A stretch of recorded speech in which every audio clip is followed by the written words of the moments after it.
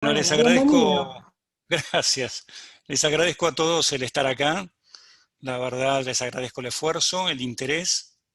Eh, por otro lado, también agradezco mucho a APAS, la verdad que siempre es un honor estar presente por lo que representa esta tremenda institución, por lo cual doble agradecimiento, ¿no?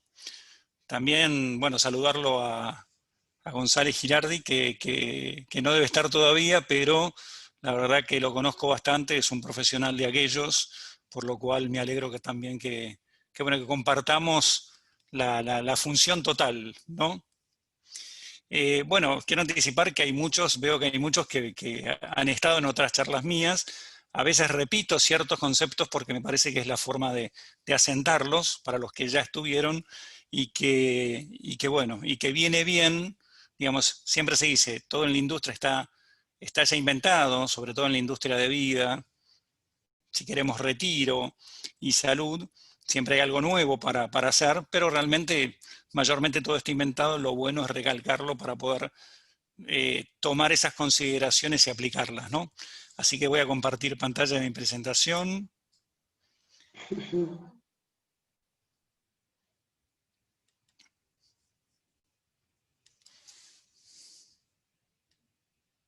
Ustedes me dicen, ¿se ve bien?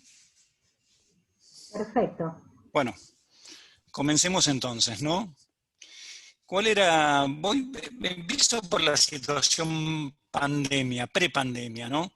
¿Cómo estábamos antes digamos, que empezara la pandemia y luego la cuarentena? En principio, todas las compañías de seguros habíamos hecho presupuestos muy moderados ante el 2020 porque entendíamos que venía una crisis, no la pandemia en sí misma, ¿no? Venía una crisis económica. Digamos, no les tengo que contar nada nuevo, el traspaso de mando, dólar en las nubes, en muy poco tiempo, típico de nuestra economía cíclica. Eh, pero digamos, las compañías ya estábamos pensando en una situación de 2020 de crisis. Ahora, ¿qué situación teníamos y que viene de tiempo? Las aseguradoras estaban adecuando al cambio tecnológico, pero tampoco iban acelerando tanto.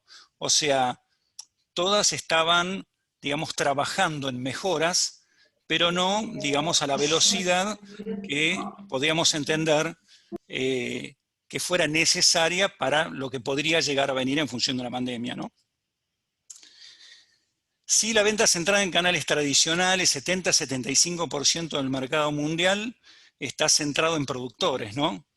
Después siguen los bancos, sobre todo en Europa, y si queremos lo que llega a ser venta digital, y después me voy a referir un poquito a eso, la venta digital no llega al 3% a nivel mundial, ¿no es cierto? Tengamos en cuenta que Europa, que es la más avanzada, viene trabajando en esto hace muchísimo tiempo, hace por lo menos 10 años. Europa tal vez es el país, perdón, España es el país tal vez de Europa más avanzado. Obviamente en cantidad de prima, digamos, veníamos frente al PBI muy bajos, Latinoamérica 2%, podríamos decir que Argentina está menor al 2%, pero vamos a tomar Latinoamérica, versus casi un 9% en países desarrollados. Países desarrollados podríamos hablar de Estados Unidos, Japón, y alguna parte del mercado europeo.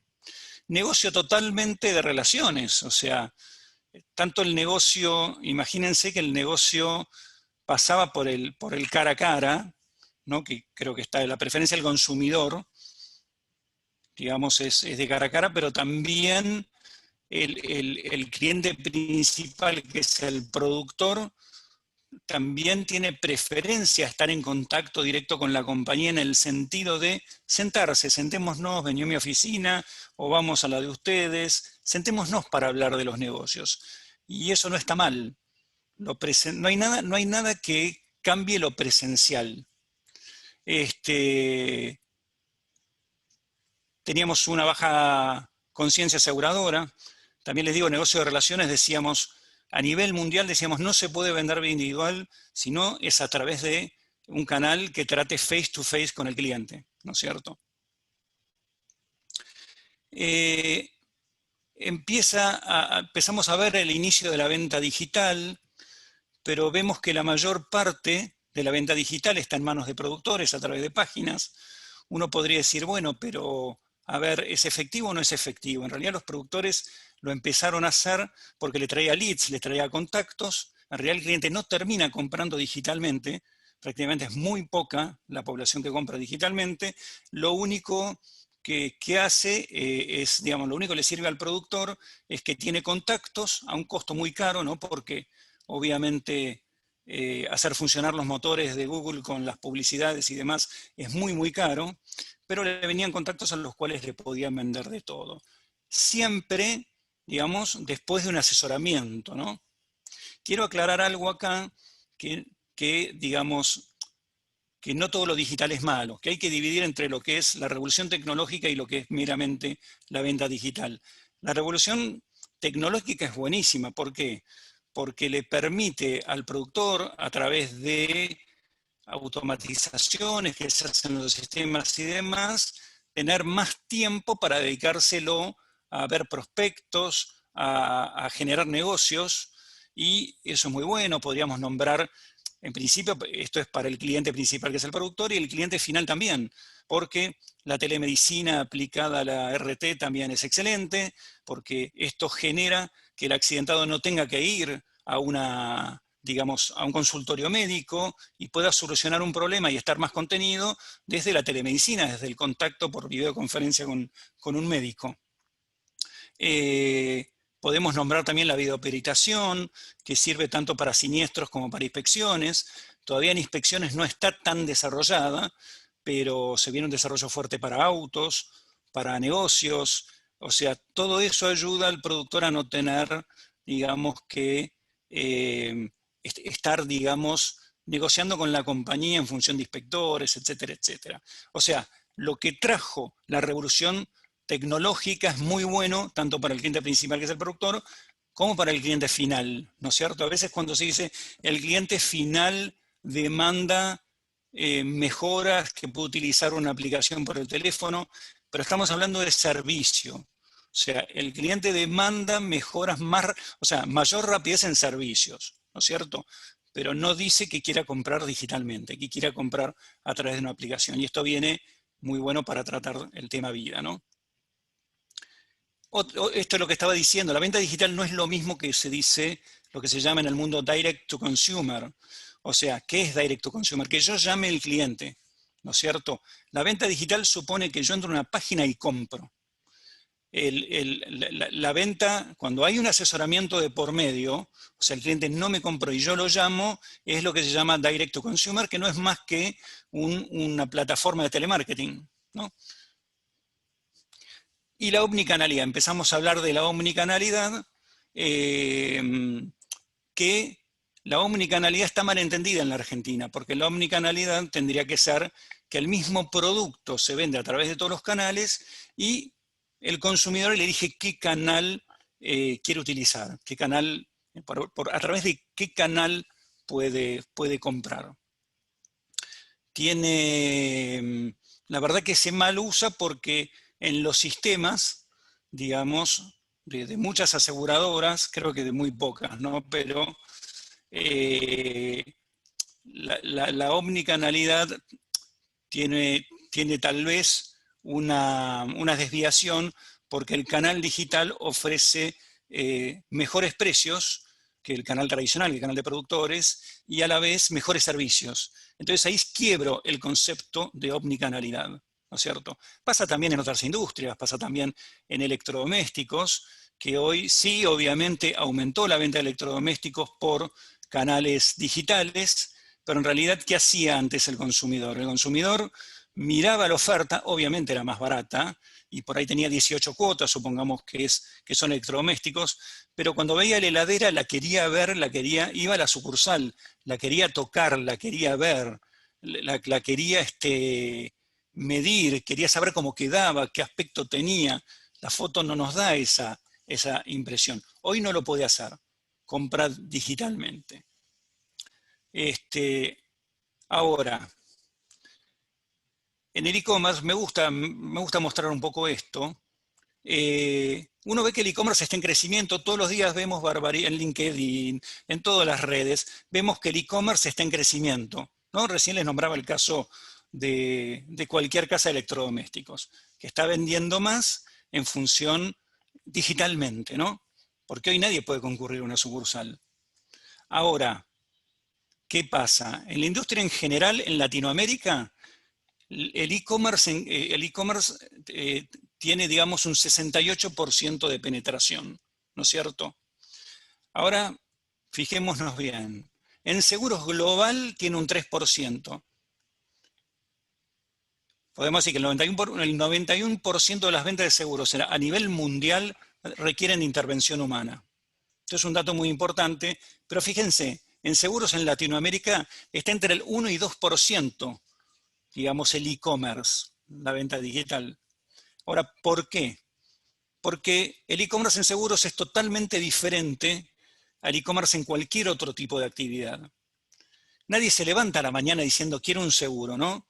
Quiero un seguro, la verdad que me desperté y quiero un seguro.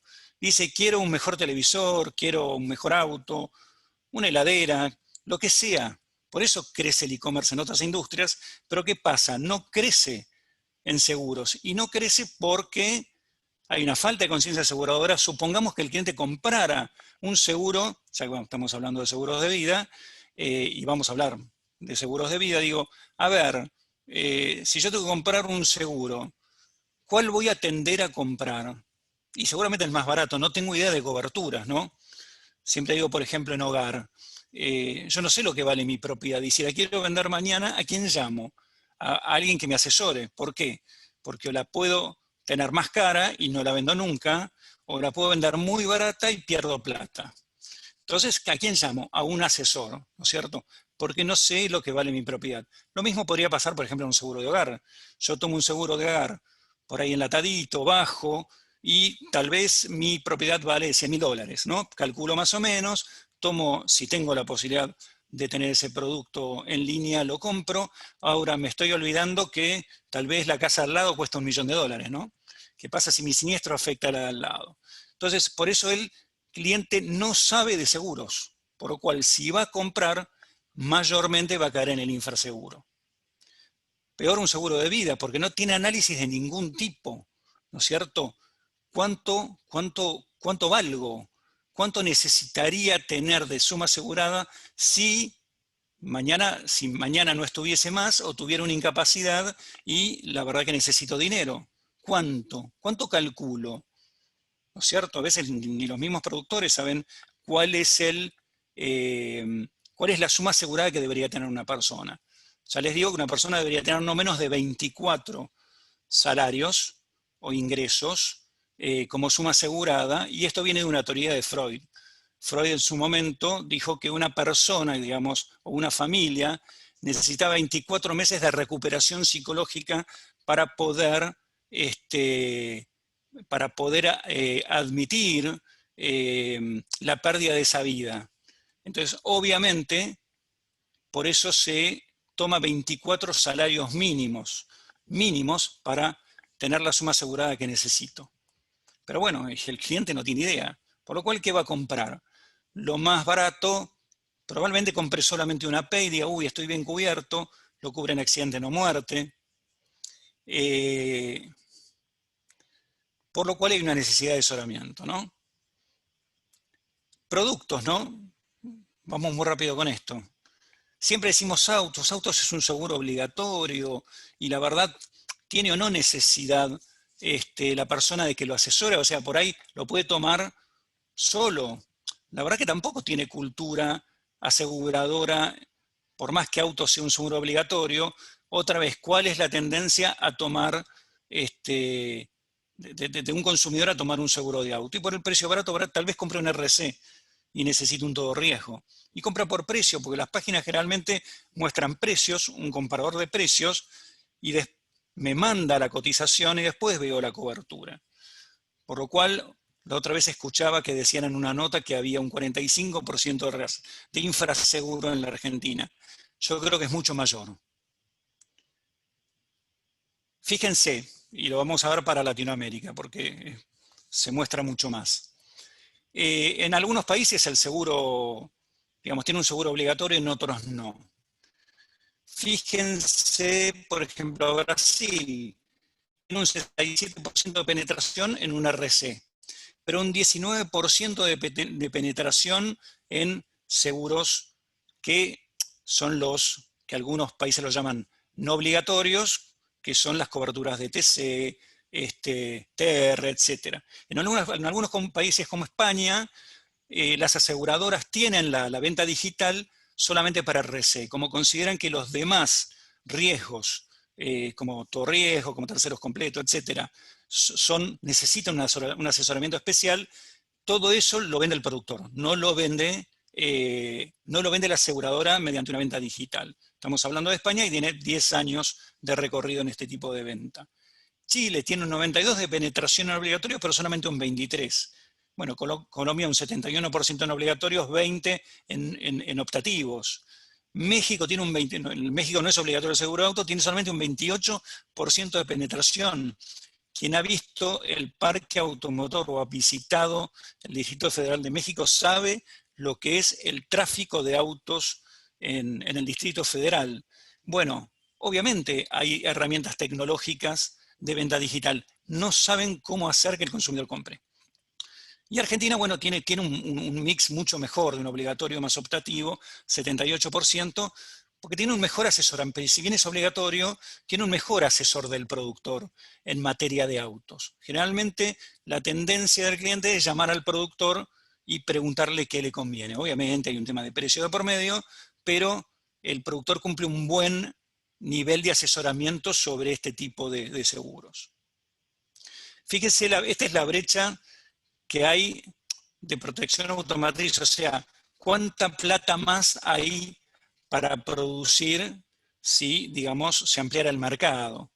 Brasil tendría 46.000 millones de dólares, Colombia 5.000 millones de dólares, Chile 3.800, en Argentina 1.500 millones de dólares, o sea, todavía digamos, hay una barbaridad de gente sin seguro.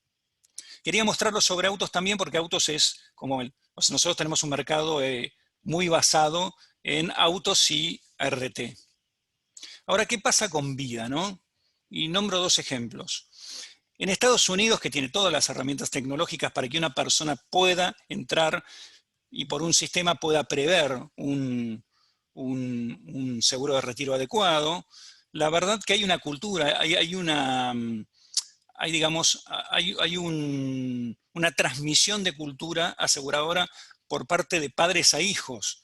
El norteamericano a los 25 años promedio toma un seguro de retiro, porque ya sabe que cuando se jubile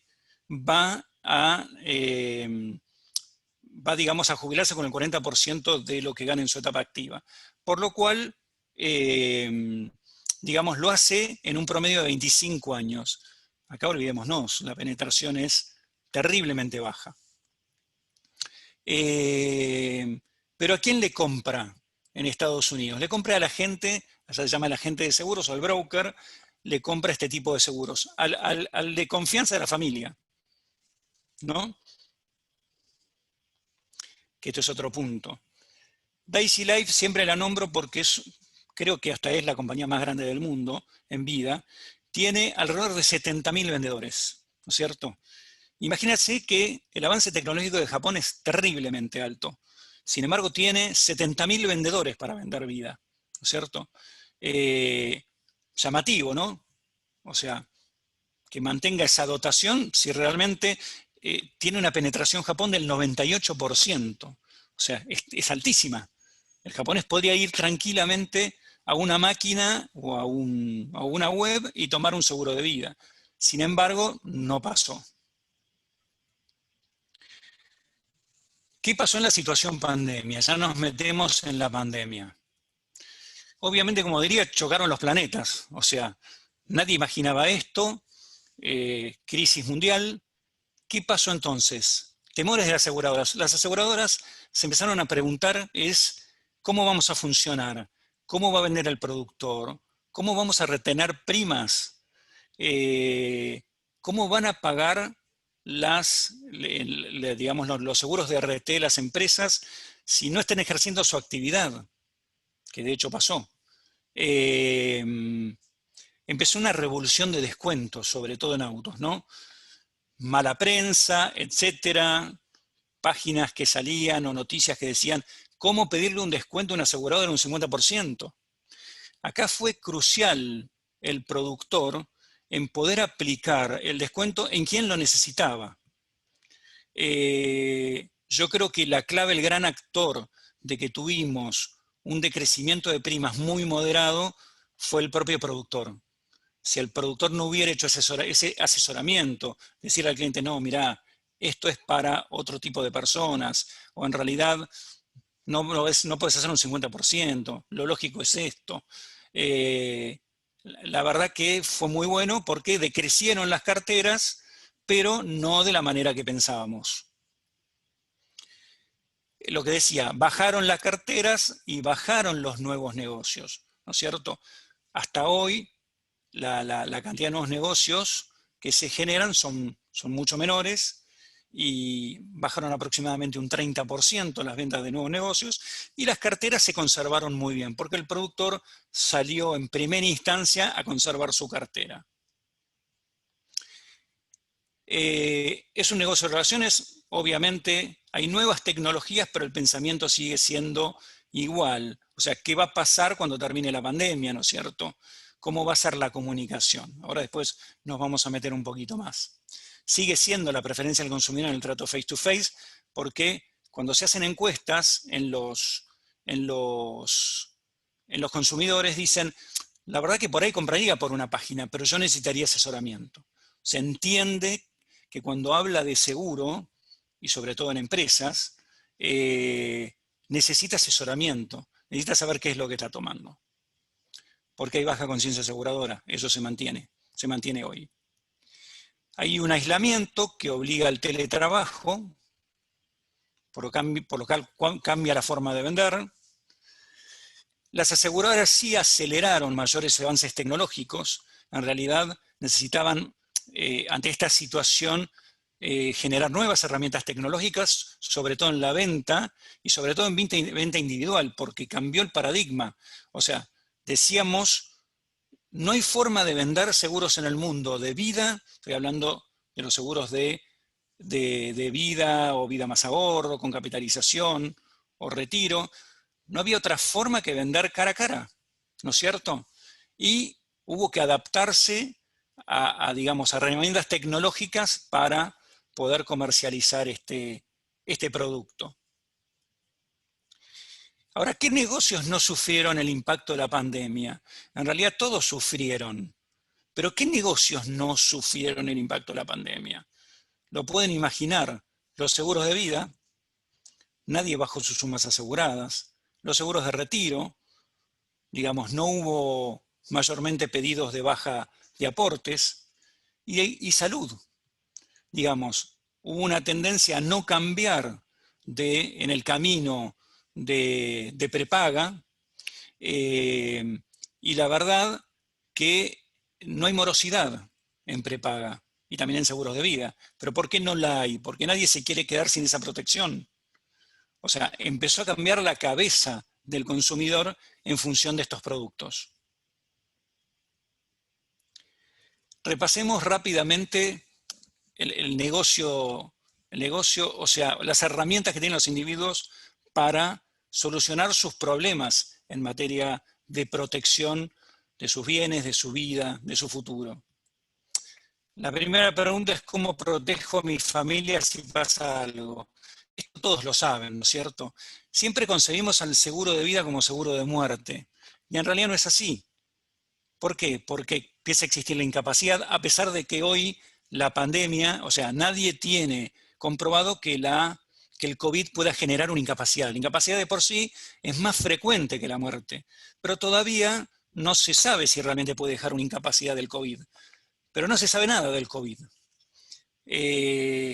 Enfermedades graves, trasplantes, o sea, cuando estamos hablando de un seguro de vida, estoy diciendo también, no solamente por mi familia, sino cómo me protejo yo. Si llego a tener una enfermedad, digamos, llego a tener una incapacidad, ¿cómo pago una prepaga? ¿Cómo pago mi tratamiento médico? ¿No es cierto? ¿de qué voy a vivir cuando me jubile? O sea, la primera noticia que no es de la jubilación que va a dar el Estado, y ahora lo vamos a ver. Y en última instancia debería decir cómo protejo los bienes que me costó construir, ¿no es cierto? Vamos al sistema previsional, para después entender por qué hay permeabilidad de los consumidores hacia este tipo de seguros. Hay una falta de financiamiento del sistema, eso es claro. Los retirados perciben mucho menos de lo necesario para vivir, y esto es porque tenemos un mercado muy informal de trabajadores, tenemos demasiada cantidad de trabajadores informales. Faltan trabajadores formales para sostener el universo de retirados. O sea, se necesita por lo menos 5 o 6 activos por pasivo para sostener un sistema jubilatorio. Fíjense que las contribuciones y aportes equivalen al 18,2% de los salarios de los activos, cuando debería ser no menos del 40%. Los retirados perciben el 38% de sus ingresos en etapa activa. Lo que les decía, 1,43 aportantes en la Argentina por cada retirado. Y lo más triste, que en 10 años solo el 30% de los retirados podrá percibir su jubilación. Entonces el sistema está colapsado, ¿no? Ya sabemos que una cosa va a suceder antes que la otra. Voy a llegar a los 65, a los 70 y me voy a jubilar. Y si no, obviamente tendré alguna de las situaciones que nombramos anteriormente. O sea, alguna de las dos va a pasar. A ver, esto es un dato de la Organización Mundial de la Salud. Cuando se llega al retiro, el 16% falleció. El 33% sufre algún tipo de incapacidad. El 47% depende de la familia para mantenerse. El 21% no cuenta con nadie y tienen que seguir trabajando.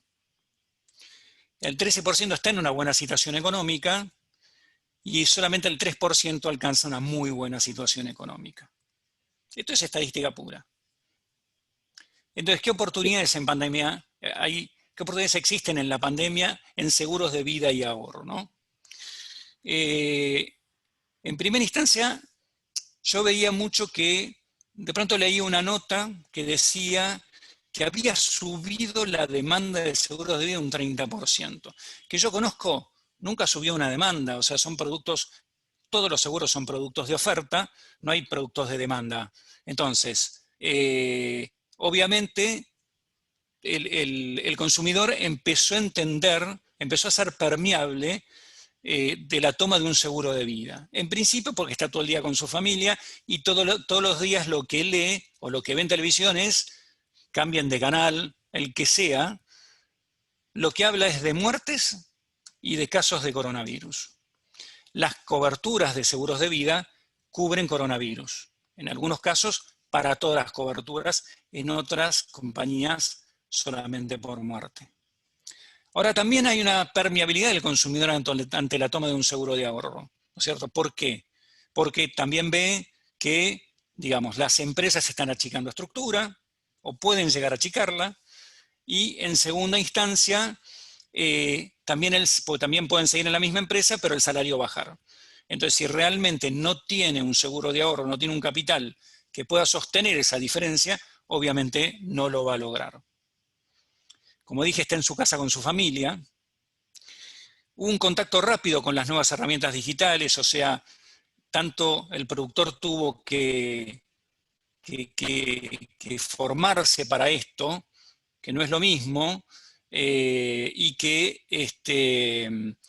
también, digamos, en sí el consumidor acepta las entrevistas de esta manera. No es lo mismo que la presencial porque la entrevista, no diría digital, cuasi digital, de videoconferencia, no transmite la confianza. Uno no transmite confianza por un canal de videoconferencia.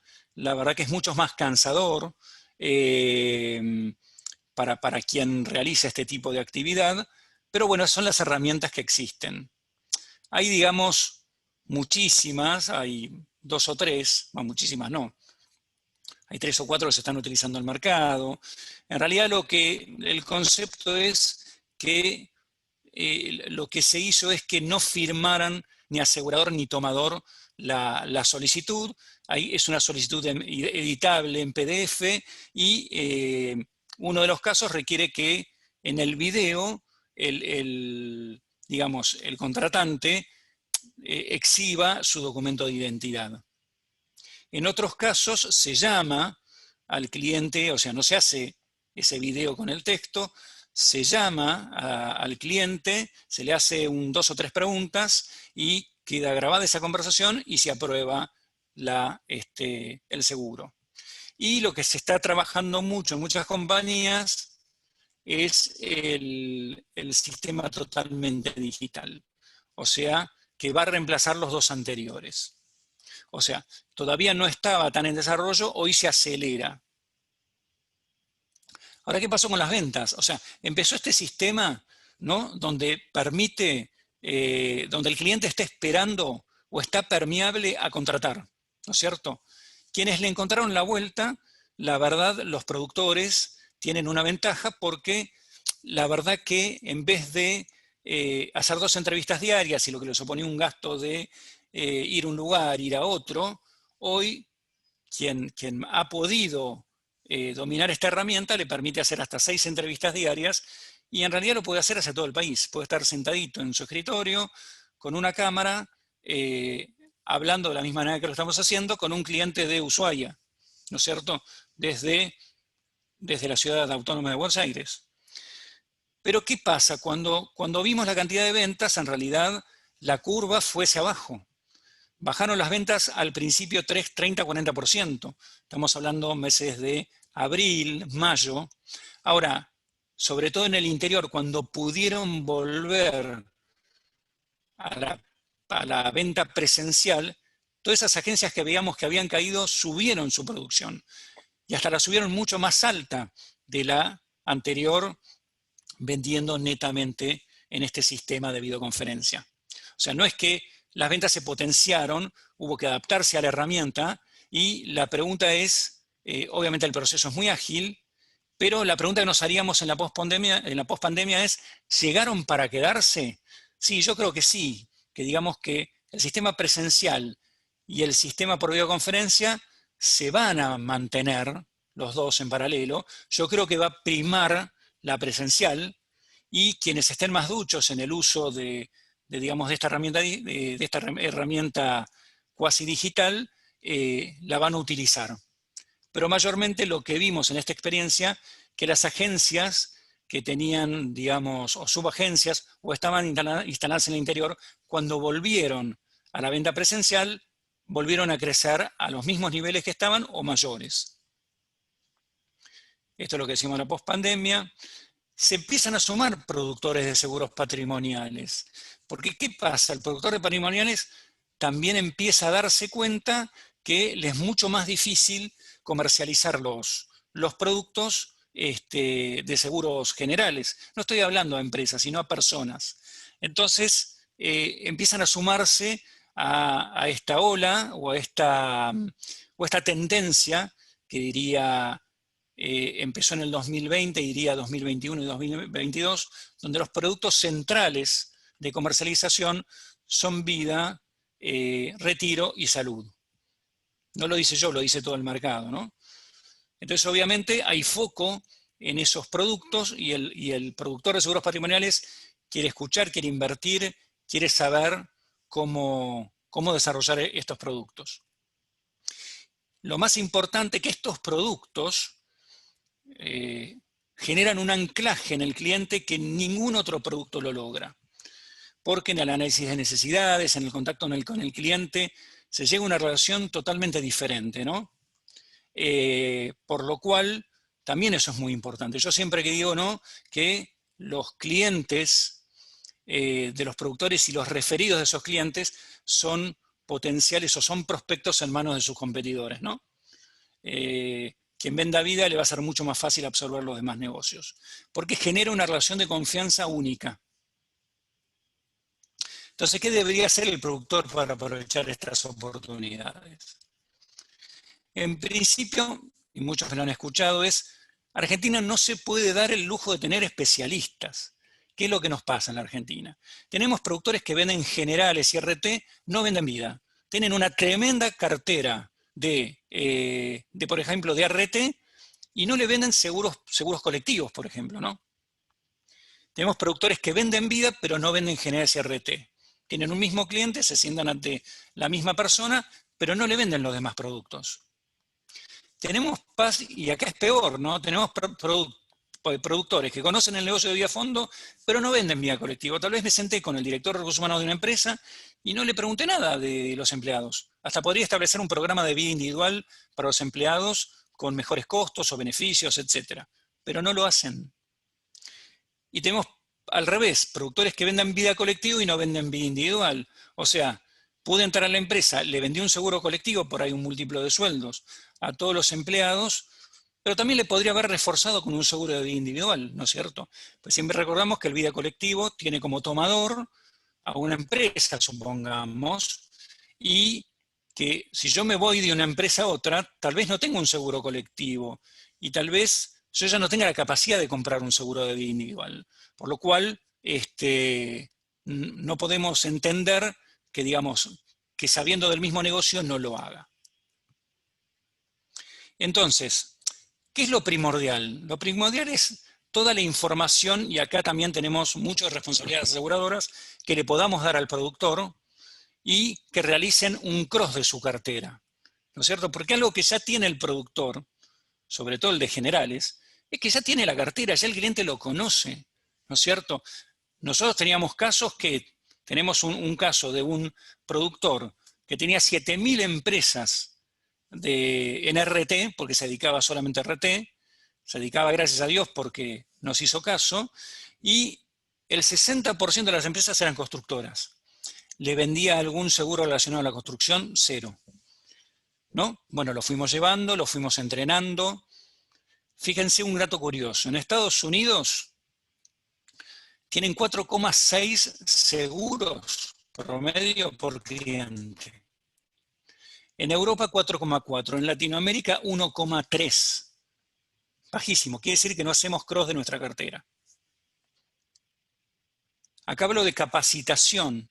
Ya no sirve la capacitación donde yo te siente y te diga cómo es el seguro, cómo actúa. Acá la capacitación tiene que tener campo de acción. Cuando yo hablo o yo entreno, tengo que decirle al productor cómo hacerlo, cómo desarrollarlo. Hoy en materia de seguros de vida, retiro, hay muchísimas capacitaciones que enseñan a vender con sistemas de videoconferencia, con entrenamientos a fondo. O sea, hoy capacitación por estos medios hay, digamos, para divertirse en lo que hace a estos negocios en particular. La comunicación con el cliente. Una de las ventajas de las videoconferencias y de las herramientas que tenemos es que podemos generar una mayor comunicación con el cliente, más rápida. Antes lo íbamos a visitar, pero podemos decir que post pandemia también nos podría servir como para tener una comunicación mucho más fluida. Fíjense, en países donde, digamos, hay mayor contacto en los primeros 12 meses de venta de un seguro, tiene mayor retención del seguro. Y en los que no, obviamente, la retención es mucho más pobre. O sea, es mucho más fuerte, digamos, la contactabilidad con nuestro cliente en el primer año que le vendimos el producto. Y obviamente hay técnicas como para cada 6 meses ofrecerle otro producto o menos, ofrecerle un producto adicional, revisar sus sumas aseguradas. En Estados Unidos creció entre un 40 y un 50% las ventas de vida, que fue algo parecido a lo que pasó cuando fue la destrucción de las Torres Gemelas. ¿Por qué? Bueno, el norteamericano ya tiene una conciencia aseguradora, pero se sentó con su agente de seguros para saber si, digamos, si tenía la suma suma asegurada adecuada, si estaba actualizada, si necesitaba más, y para tomar nuevos seguros. O sea, el que no tenía para tomarlos. Estamos hablando de un país de un 80% de penetración, pero ya tiene una cultura para hacerlo. O sea, nosotros no le hemos formado, porque es responsabilidad de nosotros, aseguradoras y productores, el poder hacerlo. Solo no se hace. Para eso vamos al cliente integral, de nuevo. A ver, Yo lo llamo estrategia 360. Un cliente puede tener todas estas necesidades. Si yo solamente voy a uno, me perdí ser su asesor, ¿no es cierto? Yo creo que la gran parte de los productores no lo hace porque no lo conoce, pero la verdad se tiene que involucrar y las compañías ayudar incluso en la visita de clientes o en este momento por videollamadas con el cliente para seguros como pueden ser caución u otros, para que pueda, digamos, ayudar al productor a generar otros negocios. Pero si realmente el cliente es uno, digamos, eh, tiene todas estas necesidades, yo productor tengo que atender todas sus necesidades. Nichos, a nichos de mercado lo llamo a todo lo que no está explotado. O sea, estoy hablando de, pueden ser clubes, pueden ser cooperativas. Fíjense que a veces una cooperativa eléctrica de una localidad maneja la ciudad. Entonces, si yo puedo entrar con una cooperativa eléctrica, pues maneja todos los servicios, si yo puedo entrar con una cooperativa eléctrica en una localidad que tiene, no sé, 20.000, 30.000, 40.000 consumidores, estamos hablando de quienes detentan un... Ay, no me sale la palabra, pero estamos hablando de quienes utilizan el servicio. Obviamente tengo la posibilidad con la cooperativa de llegar con cualquier producto a toda la población, ¿no? Y cerré el acuerdo con la cooperativa. O sea, de alguna manera llegué a todo el pueblo. Estoy hablando de un caso, pueden ser cooperativas, hay mucho por hacer, se pueden hacer seguros económicos para quienes puedan pagar otro tipo de seguros, o también nos podemos encontrar con gente que puede pagar seguros más complejos de vida. Las pymes son las grandes olvidadas. Fíjense que en la Argentina tenemos alrededor de 500.000 pymes. El 94% son de menos de 40 empleados. Si queremos, el 96% es de menos de 100 empleados. Quiere decir que las grandes conforman el 4%. Casi todo en la Argentina es pymes. Y sin embargo es lo menos explotado. Fíjense un ejemplo. Me siento con un director de recursos humanos, gerente de recursos humanos o gerente de compras. Yo soy especialista en RT, por lo cual fui a la empresa, me llevé la RT y estoy feliz. Ahora, podría haberle preguntado por seguros de vida, podría haber hablado de sepelio, podría haber hablado de ley de contrato de trabajo, convenio mercantil, no me quiero extender mucho en esto, pero la ley de contrato de trabajo hoy es muy vital. ¿Por qué? Porque es un seguro que no es caro y obviamente la presencia del COVID hace que si yo que tengo que indemnizar, porque la ley lo obliga como empleador, a un empleado que estuvo hace muchísimo tiempo en la compañía y tiene un salario elevado, ya sea por muerte o incapacidad, si lo tiene que pagar la pyme quiebra. Y si nosotros no vamos y nos sentamos con esa pyme a decirle, mirá, vos podés paliar esta situación, podés contemplarlo a través de un seguro que no lo sabe y realmente cruzá tu cartera de RT para poder hacerlo. Porque la verdad que hoy realmente es un riesgo enorme. Y un optativo, que podría ser un múltiplo de sueldos, etc. También podríamos haber hablado de salud, ya sea de una prepaga, de cambio de prepaga, puede ser de un seguro de salud, digamos que para gente que no tenga o tenga una obra social común, eh, algo que refuerce su cobertura de salud. Podríamos haber hablado de seguros generales para los empleados, o sea, con algún descuento, alguna facilidad, digamos, poner en marcha un programa de seguros para empleados. La mayoría de los directores o gerentes de recursos humanos lo acepta porque es un beneficio para los empleados. A ellos no les cuesta nada. Podríamos haber hablado de retiro también. Fíjense todas las oportunidades que tenemos ante el contacto de una sola persona en una empresa. Por último, los microseguros, yo los pongo, no es lo recomendable. En otros países existen que yo pueda tomar coberturas de vida, por ejemplo, por determinado tiempo, donde voy a tener más riesgo. No sé, podría ser un año porque no se ven tanto en la Argentina, ¿no? Porque viajo al exterior y etcétera, etcétera. Puedo tener mucho más riesgo en otro país. Realmente no lo recomiendo, pero muchos productores, lo he visto en Latinoamérica, los utilizan para después venderle un producto más, digamos, más completo. Esto se ve también mucho en hogar, ¿no? yo me voy de vacaciones, dejo la casa, bueno, tomo un seguro por los 15 días que dejo la casa, digamos, desocupada.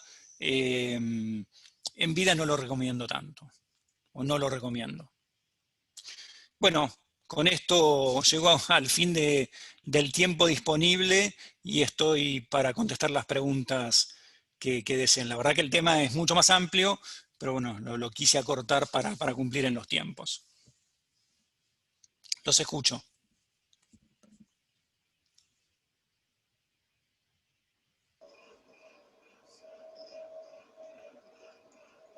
Yo tengo una pregunta.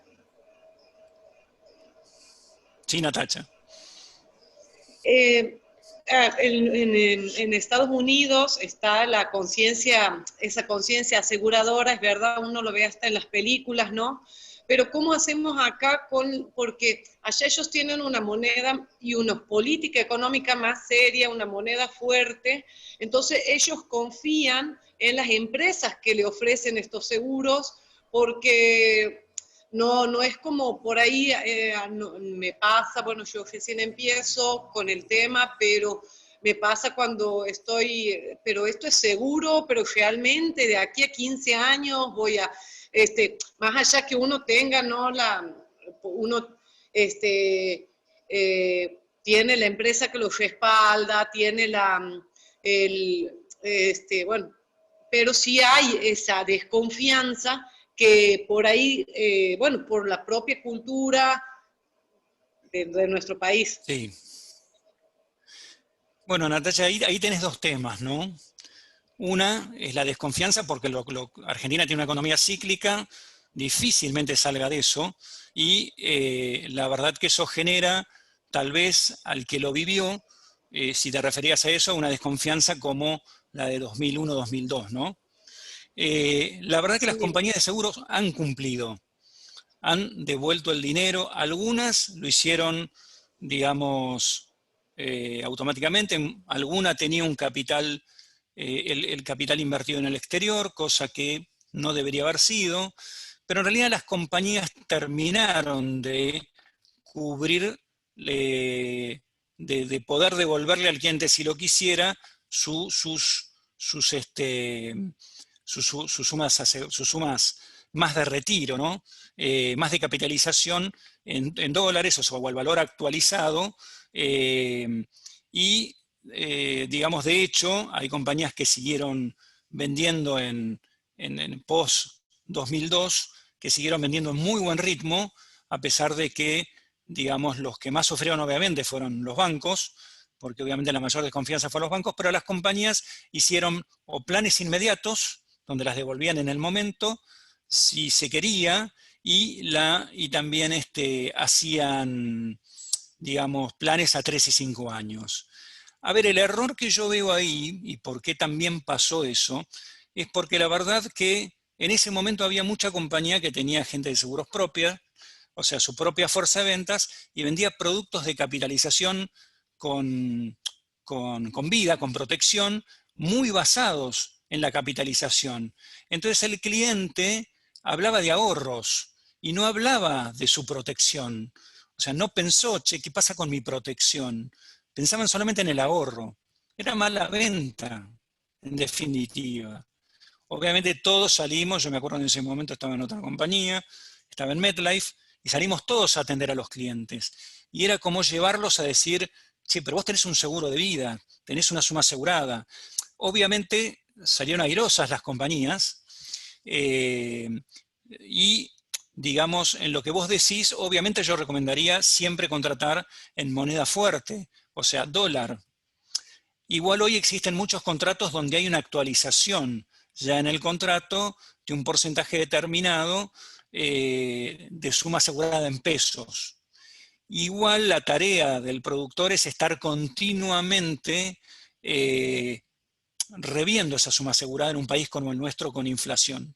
Porque si no, te pasa lo mismo como en los seguros patrimoniales que quedan infrasegurados.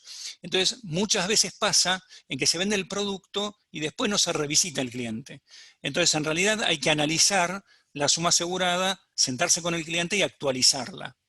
Digamos, cada un periodo tal vez de 3 meses, 6 meses, un año. Eso es un trabajo que hay que hacer cuando toma pesos, porque tiene la incertidumbre del dólar. Pero bueno, hoy en este momento la tendencia es 50 y 50. 50% de los asegurados tienen seguros en dólares, 50% en pesos. El que esté en dólares no hay ningún problema porque se actualiza. Siempre el dólar alcanza la inflación. Pero en el caso de seguros, digamos, en pesos hay que estar muy cerca de la póliza del cliente para que tenga una actualización más allá de la que las pólizas tienen, 20-30%. Como obviamente tenemos una inflación más elevada, hay que sentarse con el cliente para reverlo. Es un trabajo adicional que hay que hacer. Pero bueno, muchos aprovechan esa situación para pedir referidos o nuevos clientes, etcétera, etcétera. No sé si eso contesta tu pregunta, pero... No sé. José, te pido, discúlpame, Bueno, si se puede dejar de compartir la pantalla, así vemos las caras de quienes... Sí, yo las veo de costado, pero a ver. José, acá Marcelo Grassini pregunta Ahí si está, ya hubo no la ven más, baja. ¿no? Sí. Sí, perfecto. Marcelo Grassini está preguntando si hubo baja en las primas y o sumas aseguradas en los contratos de vida. Y después también están consultando que debido en la Patagonia, debido a la crisis existente, si existen seguros de menor monto para seguir manteniendo el riesgo hasta tanto se mejore la situación. Claro. Son dos preguntas, No, las dos. sí, pero a ver, la primera era que si bajaron la cantidad, yo dije que era uno de los negocios que no sufrió problemas en la pandemia, porque el que lo tenía quería seguir asegurado, ya está convencido de la necesidad de su seguro. Entonces, me parece que eso hizo que, bueno, el que ya tenía una conciencia de decir, no, esto obviamente lo conservo, esto quiero tenerlo. Entonces, nosotros, digamos, como grupo, y por lo que he consultado en el mercado, no hubo bajas, ni tampoco hubo pedido de baja de aportes a negocios como podría ser de vida o de retiro. La verdad, también pasó en salud, que no hubo morosidad, de hecho pasa en vida. La morosidad bajó. No, la verdad que no, que temíamos un poco el tema de la suba del dólar que nos impactara en la baja de aportes, pero no se dio. La verdad que no se dio en la gente. Y por otro lado, obviamente nosotros poseemos una prepaga y lo que vimos es que no había morosidad, pero también que no tenías bajas. O sea, nadie quería salir del plan, ¿no es cierto? También de eso te impacta en las ventas, ¿no? Porque si vos querés ir a vender más prepaga, estamos hablando en individuos, o sea, ofrecer tu otra prepaga con un menor precio, es como que la gente dice, no, en este momento no quiero salir a ver si me quedo sin algo, porque todo consumidor o todo asegurado dice, ¿y por qué no me puede tocar a mí? O sea, el COVID está muy presente, lo vemos todos los días, como decía.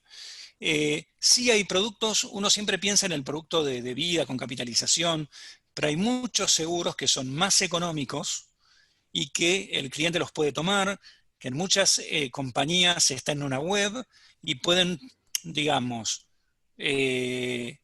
tomar ese seguro que es más económico, con una buena suma asegurada, y lo emiten directamente de la web.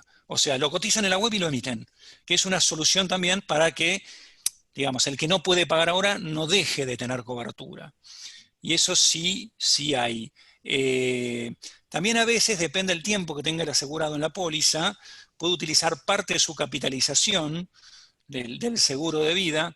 Recordemos siempre que el seguro de vida con capitalización, que la capitalización lo que hace es sostener la prima nivelada. ¿Eso qué quiere decir? Yo a los 25 años tomé un seguro, no es mi caso, ¿no?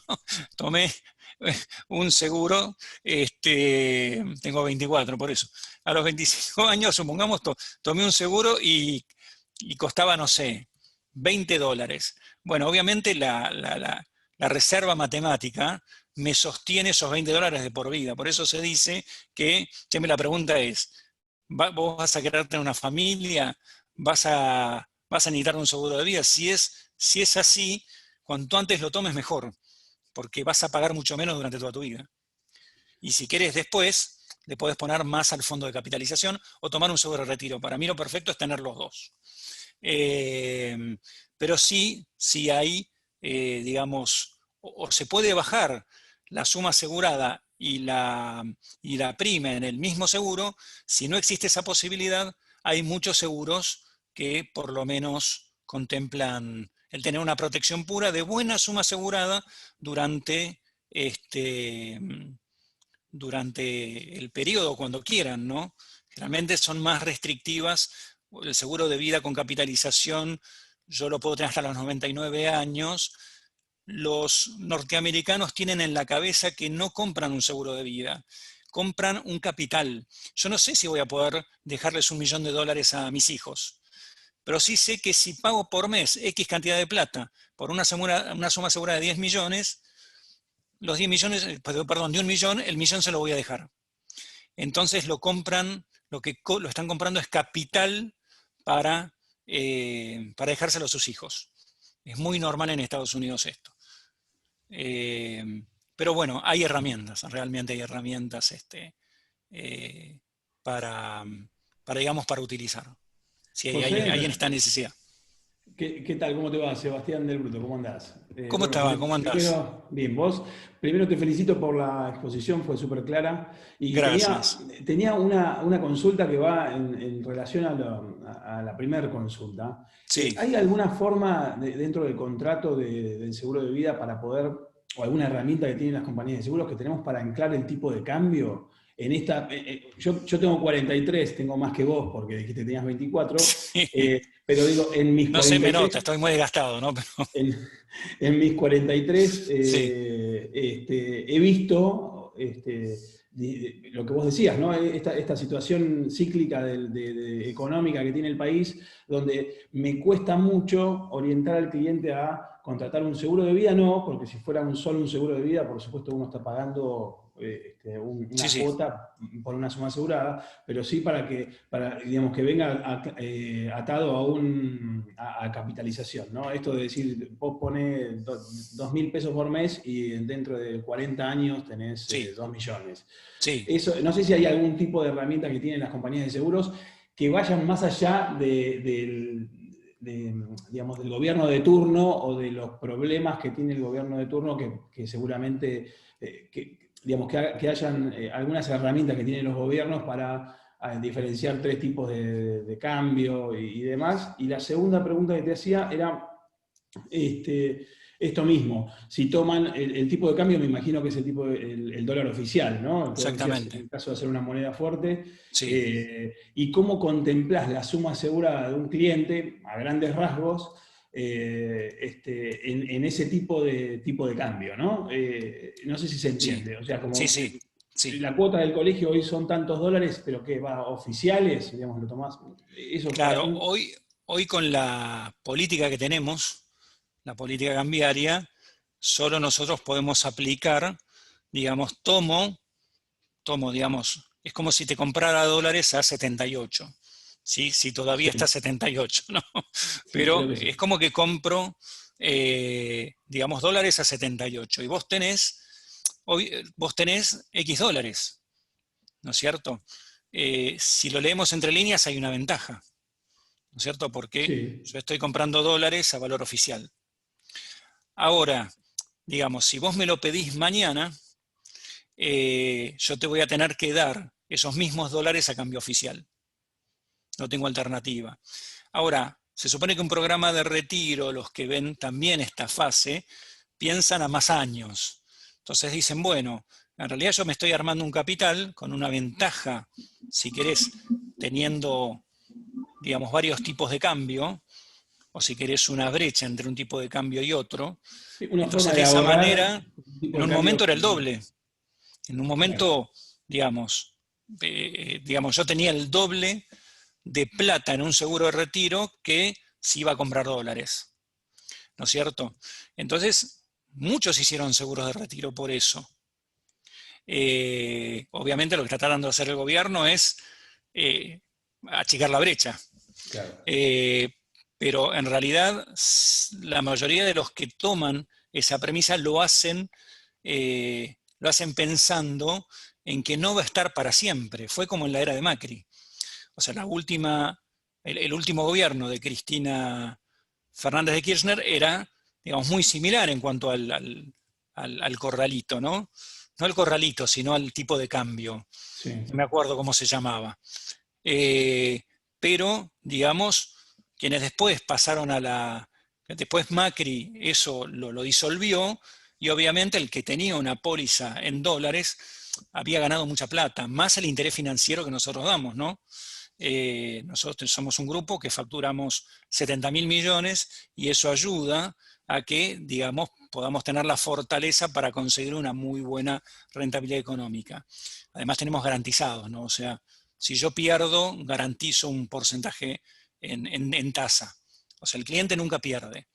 ¿Y eso con respecto al reperfilamiento no los mató a las compañías en general? No sé si a ustedes en particular, digo, a las demás. Sí, sí, obviamente a todas. Okay. A todas, obviamente, pero digamos, está toda la negociación de por medio, financieramente se está muy bien, por lo cual no tuvimos ni siquiera que poner topes o decir, no permito más la contratación de seguros en dólares. Claro. Por lo cual sí podés perder algo de plata, pero financieramente en el paquete no. Claro. Porque es largo plazo también, ¿no? Exactamente. Claro. El negocio más rentable de seguros en el mundo es el negocio de seguros de vida. Las compañías más sanas son las de vida. Es como el caso de Alico, ¿no? Cuando la vendió a IG. Era la Corona, era ¿cómo se llama? Como lo más importante de la Corona. Claro. Era vender esa compañía. La terminaron vendiendo porque había mucha presión de los contribuyentes de que volviera el dinero que se había prestado para el salvataje de compañías, ¿no? Claro. Estamos hablando de 2008 más o menos. Sí, pasó en todo 2008 fue la crisis de Nueva York. Sí, exactamente. Que no afectó a las compañías de seguros de vida. Gracias. José, muchísimas gracias. Yo sé que nos quedamos con un montón de consultas y preguntas, pero quiero cumplir con lo que habíamos pactado, así que muchísimas gracias. Todos los que quieran hacer consultas se las vamos a pasar a José. Lo pueden hacer a delez-mediooeste@apa.org.ar. Así se las trasladamos a José y él seguramente nos va a mandar la devolución. Exactamente. Bueno, muchísimas gracias a ustedes y a todos los que participaron. Obviamente me sentí muy cómodo y estoy a disposición. Lo que necesiten, hagan las consultas a APAS y bueno, se las vamos a responder. Bueno, muchísimas gracias. Te liberamos y bueno, les voy a pedir a los participantes, ahora va a aparecer en pantalla una pequeña encuesta, lo que les había comentado, de 3 preguntitas, así que hacen el favor de respondernos. Bueno, gracias, José, un beso enorme. A ustedes, cuídense mucho.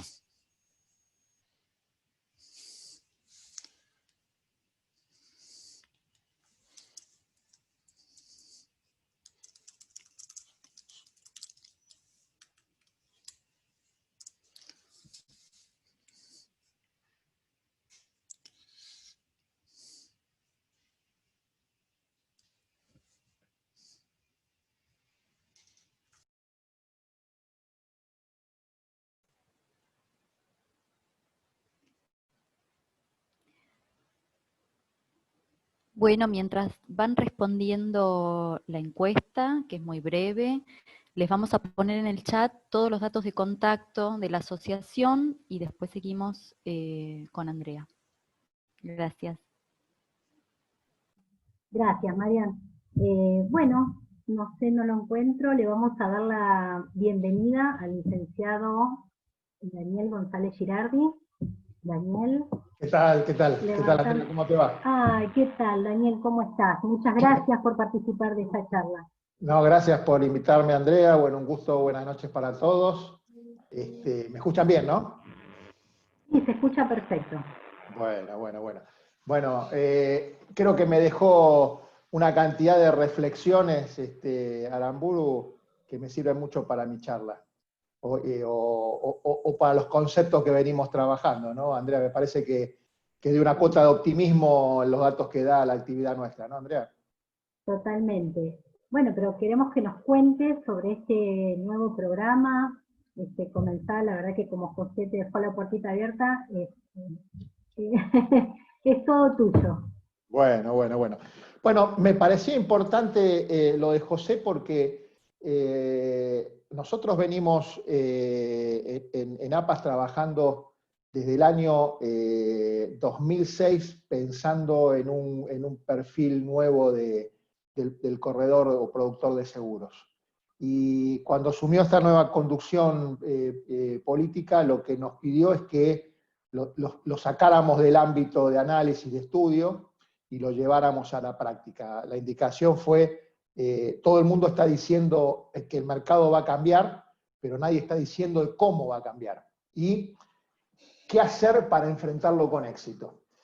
Nosotros veníamos trabajando también en paralelo en un centro de investigación de una escuela de negocios de la Universidad Austral, con lo cual también habíamos hecho mucho trabajo respecto a todo lo que era el tema de la cuarta revolución industrial, que es la que da marco a toda esta transformación del mercado de seguros. Y cuando empezamos a diseñar concretamente qué estructura le podíamos dar de formación profesional al corredor de seguros, primero pensamos que nuestra actividad iba a sobrevivir con éxito, iba a trasponer esta revolución con éxito, pero para hacerlo debía revolucionar hacia un cambio, partiendo de las bases que ya existen, agregándole nuevas capacidades que permitan ayornarlo. Y creo que Aramburu mostró claramente que el consumidor sigue reclamando la función del asesor de seguros. Y sobre esa base entendimos que había un conjunto de negocios que requerían especialmente el asesoramiento profesional del cliente. Uno era vida, por eso ahora estuvimos, yo aprovechando un viaje que hice a España antes de la pandemia, algunos lugares del mercado de seguros, llevé, por un tema personal, pero aproveché y llevé algunas inquietudes de APAS, y estuvimos viendo cómo funcionaba este tema de planificación financiera, con lo cual tenemos en carpeta algunas cosas al respecto. Planificación financiera es lo que da marco a los seguros de vida. También porque pensamos que esa era una herramienta importante. También pensamos que lo que es riesgo de trabajo hay que darle un vuelco, y tenemos un programa que está en carpeta ya bastante terminado, que lo que transforma al corredor de seguros de un mero intermediario de precio en lo que es riesgo de trabajo a una persona que analiza el riesgo de trabajo y busca a crear valor entre todas las partes, pero el que ya está en marcha con mucho éxito es el programa que transforma a los asesores de seguros en analistas de riesgo. Y específicamente lo que viene a dar respuesta a este programa es a la necesidad de que el corredor de seguros se especialice en encontrar soluciones a medida para lo que habló muy bien Aramburu, que es las 500.000 pymes que están dando vuelta en la Argentina, de las cuales el 95% son de menos de 40 personas. Ahí necesitamos metodología de trabajo para encontrar maneras diferentes de abordar los clientes, de entender cuáles son sus verdaderas necesidades y estar cerca de ellos. Pero no de una manera tradicional donde uno le va a ofrecer un portafolio de soluciones. Nuestro eslogan en el Centro de Altos Estudios de APAS, que es el lugar donde estamos pensando en cómo afrontar la cuarta revolución industrial, ayudarlos a todos a hacerlo con éxito, tenemos un eslogan que es preparar a nuestros alumnos colegas, a hacer mejores preguntas para entender y tener mejor empatía frente al cliente, y no solo entender sus procesos, sus riesgos, sino empezar a indagar algo que va muy al profundo de la relación entre las personas, que son las emociones. Entender realmente qué es lo que está sintiendo el cliente frente a los riesgos que se enfrenta. Si los está negando, si los está reconociendo, ayudarlos a reconocerlos, ayudarlo en ese proceso de tomar una decisión de hacer las cosas mejor. Y para eso hay que indagar. ¿Indagar para qué? Para entender. Entender qué es lo más importante que nos da. Ponernos en el lugar del otro, ser empáticos. Y ponerlos en el lugar del otro es ponerse en los zapatos del otro y entender sus necesidades. Es la única manera de armar algo a medida. Entonces, una vez que aprendemos a hacer mejores preguntas, lo que le vamos a enseñar, y le estamos enseñando a los alumnos, es a diseñar mejores respuestas. Y aquí entendemos de que la tecnología tiene poco que hacer en este orden de cosas. La tecnología no hace preguntas que vayan a indagar en los procesos, que vayan a indagar en las emociones, y que permita sobre esa base hacer una solución a medida, una respuesta directa a las necesidades y a las emociones que maneja el cliente. Entonces, es un negocio, es una manera de hacer negocios donde las emociones tienen un fuerte componente, y es una manera de hacer negocios donde hay un nicho en las empresas que sienten las empresas que tienen problemas serios en el sentido de interpretar correctamente sus negocios. Es un negocio que lo entienden de complejidad, y los negocios de complejidad, donde también está en juego el futuro de la empresa, es difícil que entre la tecnología hoy y mañana. Aramburu mostró claramente que la penetración de la tecnología en la venta de seguros en general es baja, pero en los negocios comerciales, le diría que en mucho tiempo va a seguir siendo baja. Ahora, lo que nosotros tenemos que hacer es aprender metodología de trabajo. Yo hablaba con la que está a punto de asumir la presidencia mundial de corredores de seguros, una española, y le decía que no entendía que uno de los desafíos que tenía que tener nuestra actividad de cara al futuro era tener protocolos de trabajo. Esos protocolos de trabajo lo que hacen es de alguna manera ayudarnos a hacer las cosas correctas, pero no solamente porque hay que hacerlas correctas, porque haciéndolas correctas también es más fácil hacerlas como se deben hacer.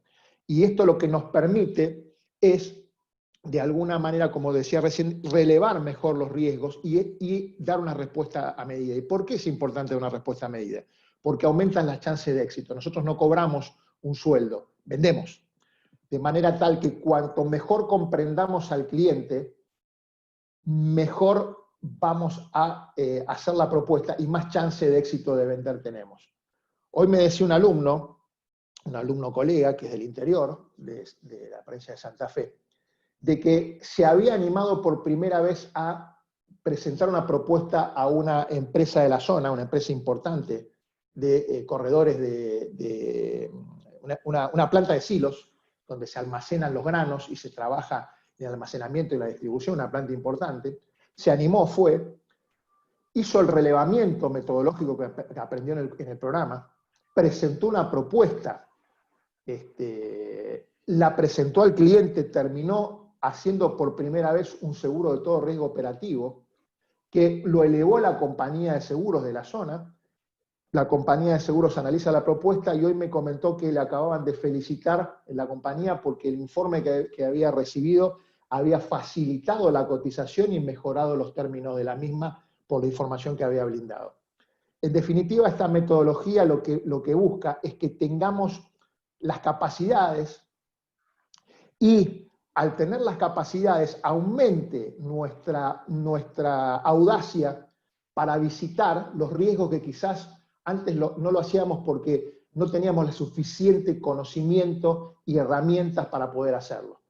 Teníamos miedo a lo mejor de que nos pregunten algo que no supiéramos. Bueno, aquí estamos brindándole a los alumnos las herramientas para que tengan en su bagaje la caja de soluciones y de metodología para que puedan desafiarse a ustedes mismos y empezar a caminar riesgos que antes no caminaban. Y esto es mayor oportunidad de ventas. Y esto es empezar a abrir oportunidades, mercados y cabezas. ¿Y para qué? Para generar una mayor apertura de abanico de productos. Y cuanto más abanico de productos y soluciones tengamos, el mercado se desarrolla y nosotros nos desarrollamos y los clientes se encuentran más protegidos y más satisfechos. Y me enorgulleció y me encantó saber que encima las compañías de seguros valorizaban que la información que les había dado, hasta con un mapa de calor, que lo aprendimos, un mapa de calor lo que permite es visualizar realmente cuál es el esquema de riesgo que tiene y cuáles son los más importantes y menos importantes, la compañía de seguros pudo ser más agresiva, pudo brindar mejores condiciones y esto se lo hizo saber. También estamos viendo como alumnos, si nos lo manifiestan y van a salir comunicaciones en las redes en tal sentido, donde nos van a contar los alumnos la experiencia que están viviendo, muchos alumnos están también dando cuenta de que la manera en que competían contra sus otros colegas era totalmente desactualizada e incorrecta. Uno me decía, yo llegaba a una planta industrial y lo que hacía era pedir copias de póliza. No digo que no lo voy a seguir haciendo, pero lo que me di cuenta es que ahora lo que tengo que hacer es hacer un relevamiento de ese riesgo. Tengo las herramientas para hacerlo y todo lo que hacía los últimos 20 años me di cuenta que hoy por hoy no tiene sentido hacerlo. Y cuando relevo los riesgos me doy cuenta de que el propio sistema me dice lo que tengo que hacer con el cliente. Y me es mucho más fácil mostrarle al cliente con este sistema de trabajo qué es lo que el cliente tiene que hacer. Y eso lo que hace es manejar mejor las objeciones en la venta, porque en definitiva esto es venta consultiva más que asesoramiento, es venta consultiva y de alguna manera todo lo que haga a la mejora de la comunicación y al entendimiento entre las partes aumentan las chances de vender. Hay otra gente que me dice, estoy empezando a tener checklist, metodología de trabajo para evitar confundirme cuando evalúo una empresa desde el punto de vista de su riesgo de responsabilidad civil, o desde el punto de vista de ver si le conviene una póliza de un incendio, un integral de comercio, un todo riesgo operativo. La metodología es como el médico cuando utiliza sus análisis de sangre. El médico en la época de hace 150 años atrás lo que hacía era simplemente un relevamiento con un análisis clínico. Hoy por hoy eso es impensado. Bueno, los productores todavía seguimos trabajando en muchos casos con estudios clínicos nada más. O sea, escuchar el corazón, mirar el semblante, escuchar los pulmones, pero hoy hay estudios de laboratorio, hay estudios de análisis de sangre, ecografía. Bueno, en el programa le enseñamos a los corredores a utilizar herramientas símil, estas herramientas que tienen los médicos, para diagnosticar mejor. Pero no porque nos sea divertido ser más profesionales, es porque ser más profesionales nos aumentan las chances de vender. Y lo que están empezando a entender las compañías de seguros, por los comentarios de los alumnos, es que esa información a ellos les da la chance de generar mejores propuestas. Creo que, Andrea, vos estás participando del programa y has experimentado un poco el ida y vuelta de los alumnos, ¿no? Sí, Daniel, participo del curso, la verdad que para mí es extraordinario, es un cambio de concepto, el tema del mapa de calor me parece súper interesante, nada que ver con lo que tenía aprendido. También escuché a compañeros que trabajaban desde hace tiempo de una forma determinada y al participar de la capacitación se dieron cuenta que bueno, cuánto nos falta aprender todavía. Así que es muy recomendable. A mí me gustaría poder contarles a los participantes que quieran qué requisitos hay que tener, qué nivel de conocimiento, o sea, que vos le expliques, ¿no es cierto?, cómo pueden hacer para acceder a esta capacitación. Bueno, este nivel de capacitación, hay otros niveles anteriores que están pensados para los productores nobles. Acá lo que se requiere es una experiencia mínima de 2 o 3 años en negocios comerciales.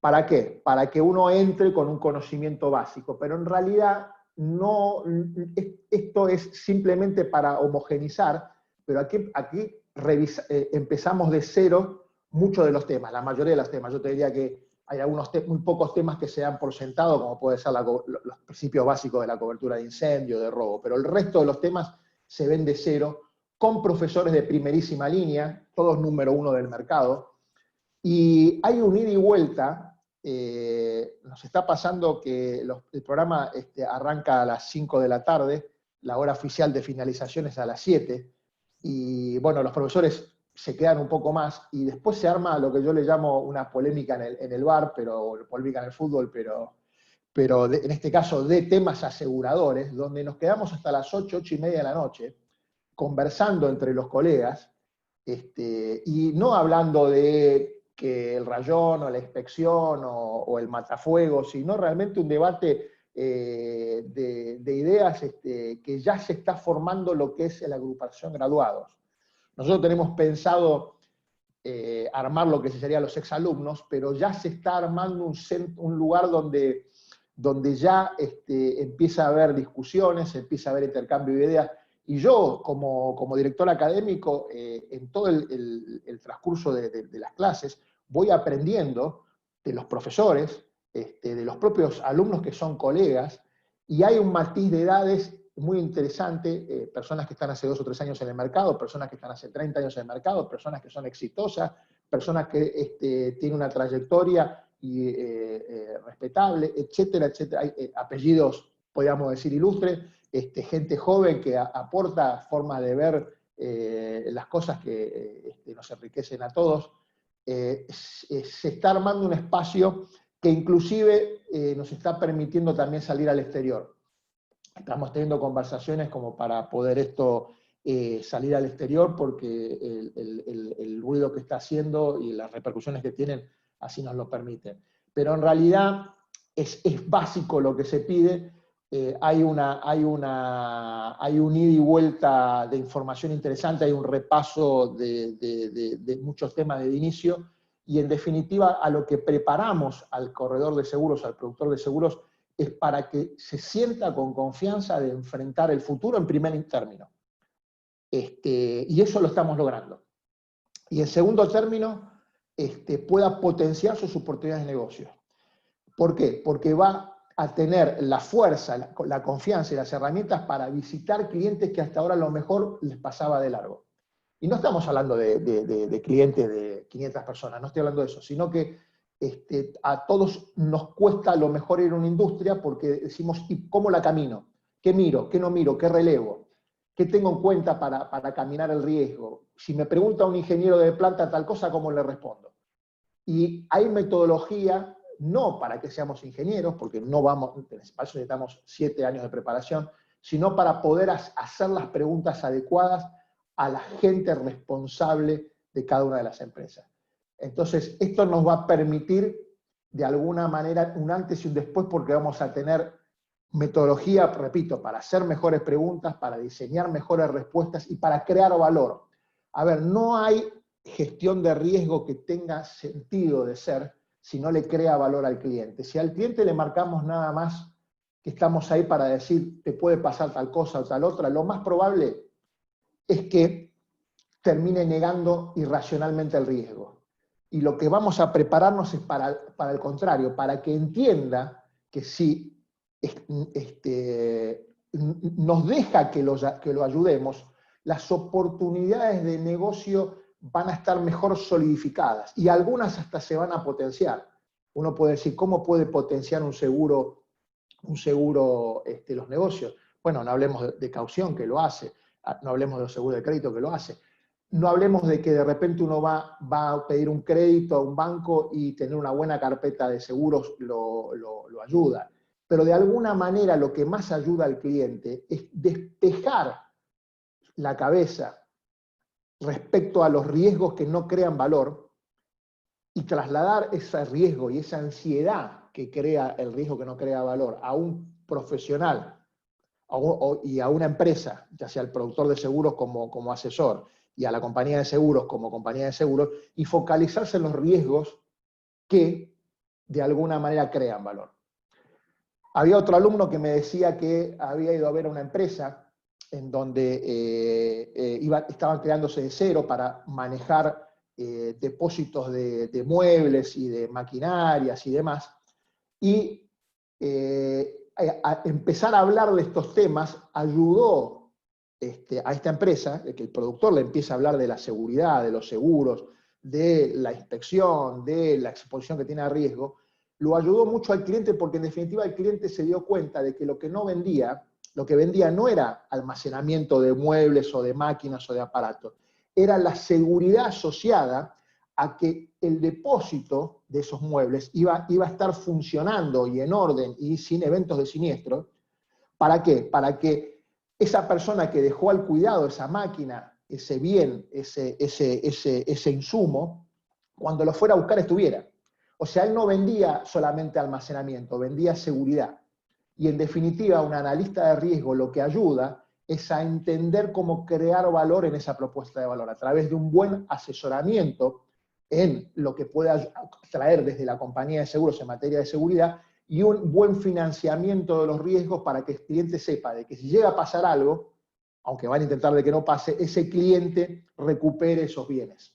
En definitiva, cuando uno se pone a analizar riesgos y los analiza desde la creación de valor, empieza a meterse en la cabeza del cliente y empieza a entender cómo el cliente hace negocios y cómo uno puede ayudar al cliente a hacer mejores negocios o a concentrarse en los riesgos de ese negocio que le crean valor y que se saque de la mochila los que no le crean, porque de eso nos ocupamos nosotros. A ver, los riesgos que no crean valor, lo que crean en el fondo del corazón del cliente son ansiedades. Nosotros lo que vamos a ayudarlo es a sacar esas ansiedades vendiéndole ansiolíticos contractuales. De alguna manera el cliente se saca de encima la angustia y se concentra en la toma de oportunidad.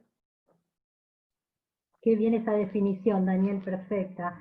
El otro día estaba hablando con una colega y yo le estaba contando que estaba cursando esto de analista de riesgos y me preguntó, bueno, me encantaría, ¿cómo está programado para el 2021? Me imagino, no sé las fechas para el 2020, a ver si nos puedes comentar sobre eso.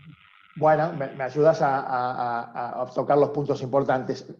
Hicimos una experiencia que realmente nos resultó atractiva, impactante, y no pensamos que iba a ser tan así, que es hacerlo virtual. Y el año que viene, para poder abarcar también a la gente que le cuesta viajar de distintos sectores del área metro o del interior, hacerlo de esta manera, con el complemento de algunas clases virtuales, presenciales, perdón. Para el que no pueda venir, las ve por Zoom, y para el que pueda estar, pueda tener 2 o 3 clases presenciales para tener contacto con los profesores, para poder evacuar sus dudas. Pero hacer el módulo en un 70-80% por Zoom, con una opción presencial, pero que el que no pueda venir siga por Zoom. El módulo dura 1 año, las clases son 8 meses de clase más una de examen, que ahora les voy a contar en qué consiste el examen.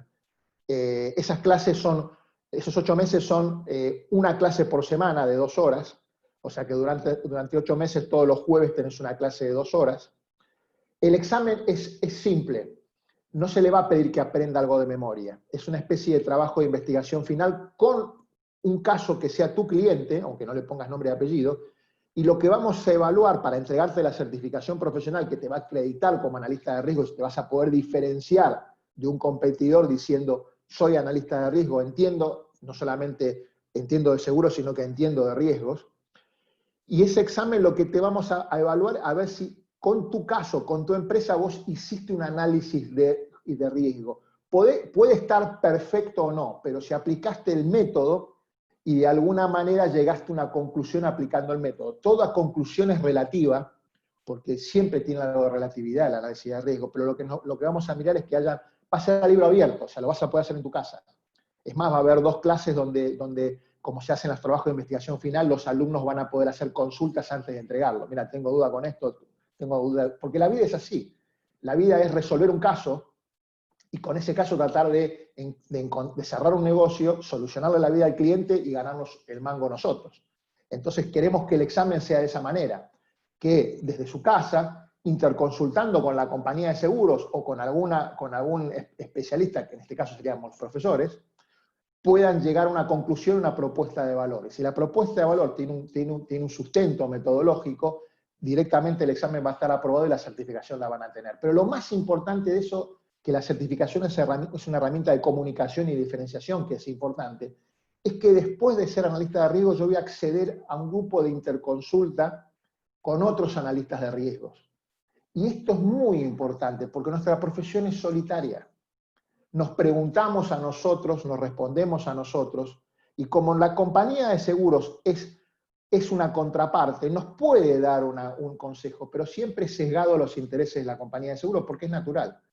Cuando uno tiene la interconsulta, como en la guardia hospitalaria, es la opinión de ese otro colega o de esos otros colegas la que va a ser desinteresada y me va a ayudar a entender la verdad, a hacer la pregunta adecuada y a diseñar la respuesta adecuada. ¿Para qué? Para hacer la oferta adecuada y crear valor al cliente. Entonces, lo más valioso es que vamos a pertenecer a un grupo de amigos, analistas de riesgos, productores de seguros, que nos vamos a reunir para hacer eventos, para discutir, para hacer Zoom, para traer invitados, pero para decir, Andrea, tengo tal duda, ¿vos cómo lo ves? Y sabes que tiene las mismas capacidades las que tenés vos, pero seguramente Andrea tiene otra experiencia, otro conocimiento, otro punto de vista que me va a ayudar. Y eso es el valor más grande que estamos ilusionados y que ya empezó a surgir antes de que termine el programa.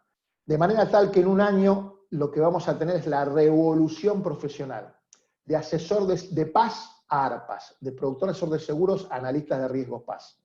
Y esto lo que hace es prepararnos para capturar oportunidades hacia el futuro.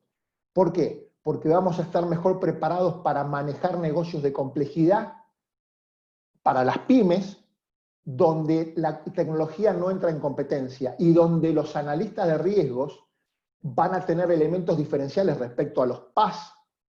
Los ARPAs van a tener herramientas diferenciales respecto a los PAS para entrar primero y ganar en la competencia.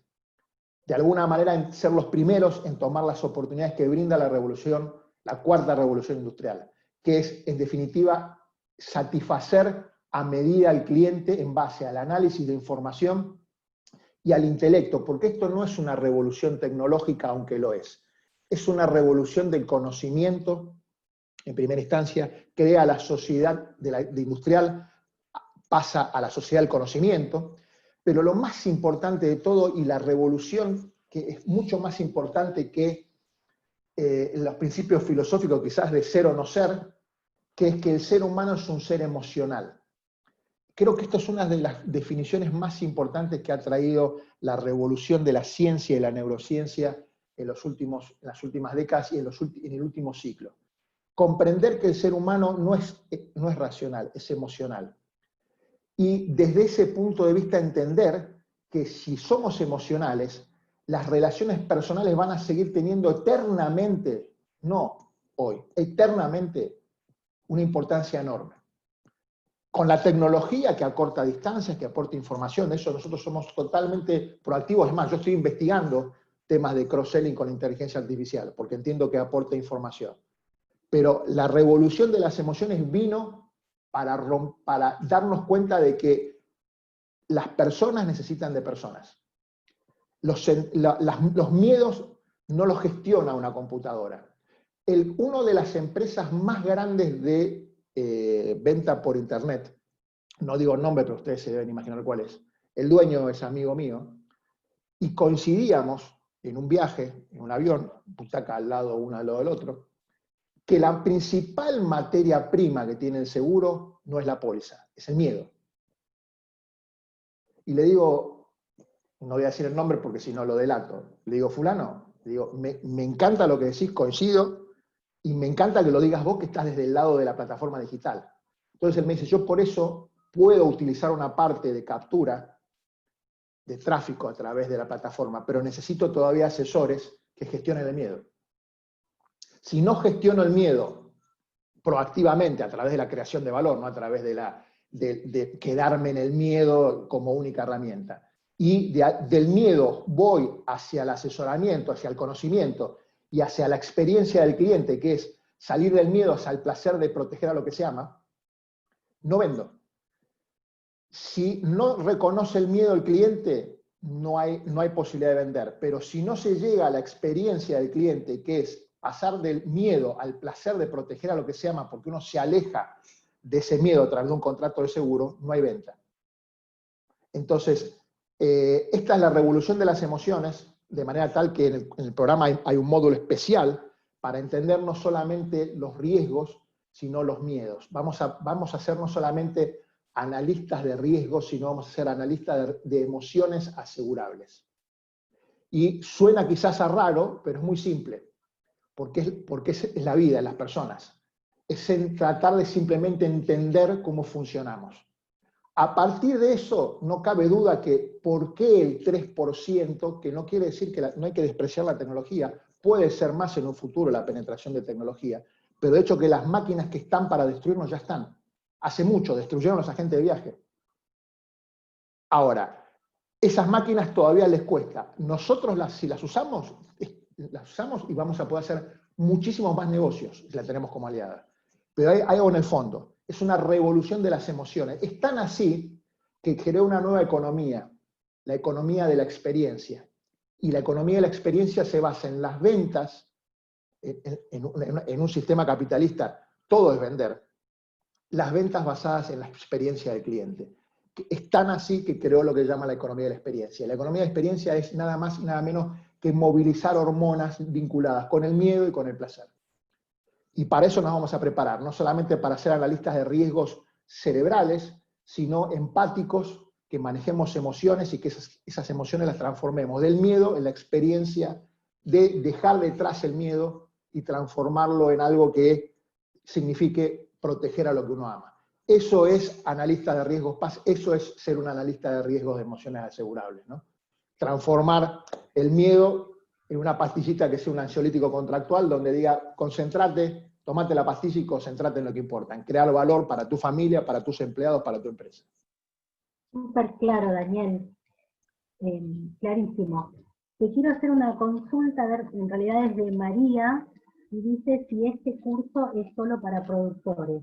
Y yo le agregaría esta pregunta, si es solo para socios de APA, si hay algún beneficio, si pueden hacerlo productores que no sean socios de APA. Muy buena pregunta, muy buena pregunta. El que lo haga, indefectiblemente se va a hacer socio de APA porque primero se va a enamorar de la institución, porque va a encontrar un lugar donde va a haber un montón de colegas y eso no es tan fácil de encontrar.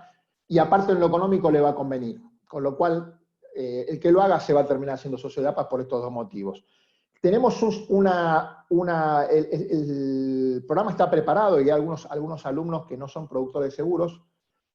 No se entrega la certificación ARPAS, se entrega una certificación de asistencia, pero es muy importante que alguien que no sea productor de seguros y quiera entender cómo cómo entender el pensamiento de un cliente haga este programa. Es más, voy a encontrar una infidencia, pero creo que no se va a enojar José. José estuvo a punto de hacerlo el programa porque quería de alguna manera entender metodológicamente cómo un productor de seguros se mete en la cabeza y en el corazón de un cliente. Y tenemos algunos funcionarios de compañías de seguros y obviamente todo eso nos abre la cabeza porque las preguntas que hacen vienen desde otro lado y esperamos que también nosotros le abramos la cabeza a ellos porque de alguna manera estamos todos en una misma mesa durante 2 horas y es mucho más fácil, no estamos con un escritorio por medio debatiendo intereses contrapuestos, entre comillas, ¿no? Así que lo único que cambia es que la certificación ARPAS, nosotros soñamos de que nos empiecen a llamar ARPAS en lugar de PAS, obviamente los que lo hagan, pero que esto sea algo que distinga al que lo haga.